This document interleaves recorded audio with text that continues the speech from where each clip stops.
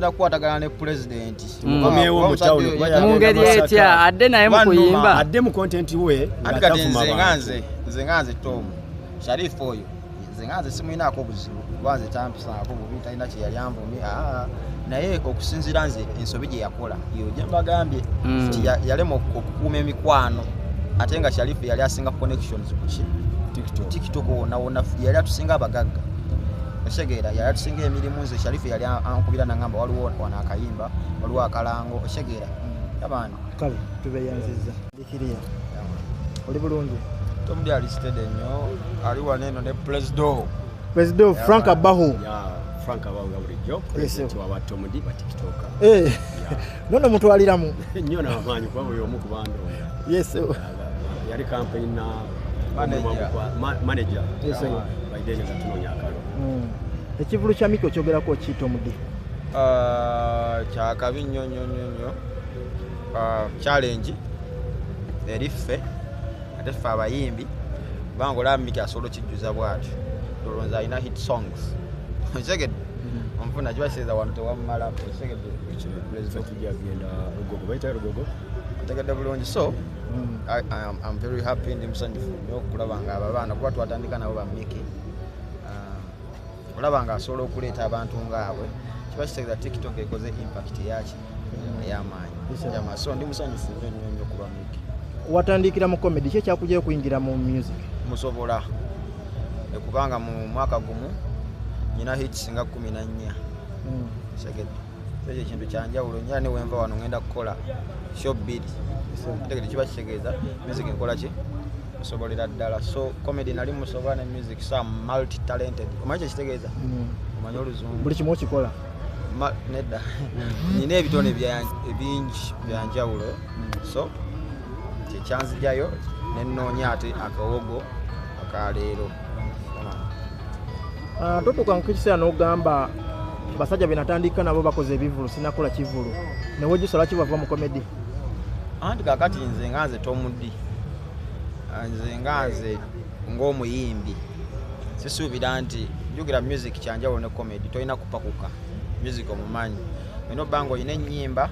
kubanga ngenda tegeka ekivulu ojalaba mu comment section abagamba agenda tuyimbira biki agenda yimba ki kiba kitegeeza luli nali sina nyimba bulungi nali ngenda tegeka ndowooza guno omwezi guno oguwedde Oshegera ende nekubamu nengamba manyi asooke nte ku music owakabi Oshegera ndowooza first time holiday eyo mwaka guno ogujja naffe tutegekeyo ekintu ate nga kineneko Oshegera ngeri gye tuli abayimbi abakabi ba superstar abakabi ba Tom Lee Uganda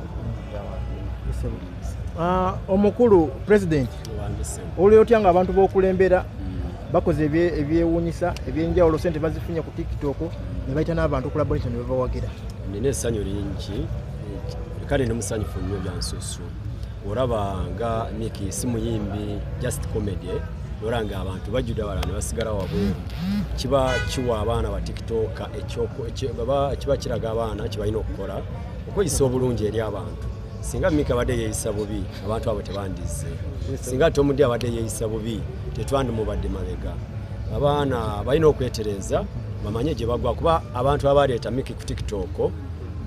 bagwa ye brandinga bulungi so buli mwana mbadde nsaba ye brandinge bulungi tuganyirwemu basharifu yiga kubanga nze nalaba Miki ne Sharifu yiga ba identity mu lockdown nga yiga yasooka nayingiza bwe najja na meeting bwe yamala okumeeting nangamba nawo kyali wange nandetera Miki ne twogera ne mbalaba nesanyuka naye sawa zina aba inspiringa Miki okuyingira ku TikTok bavaako kireetebwa ki buteeyisa bulungi eri abantu ate ng'ozisimbye wakati ku ekyo kati kana akalowoozo kagende eri ba TikTok abannaffe ebiseera ebisinga TikTok eno ofunamu ka following ofuna emikwano ofuna abantu abaagala okusemberera mu bantu awo mubaamu abantu ab'ebitiibwa kati ebiseera ebisinga abaana abasinga sijja mentioninga naye mujja mutegeera ensobi gye yasingira ddala okukola nti emikwano egyo yagikozesa bubi kiringa nga ande we najja oli muntu wa kitiibwa nembeera nga kubira essimu naga ande soko nterekeko ekyetaanaawo Otegera oyinza oba oli mu meeting yo oba oli n'abantu bategeevu omuntu oyo awulira essimu eyo agamba naye Tomudi ono ambimona akamanyiiro otegera so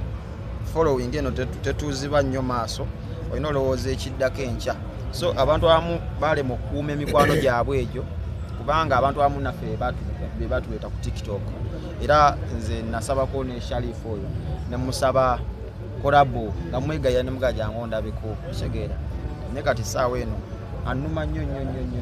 otegera so mu buufu bwekyo musajja wange oyo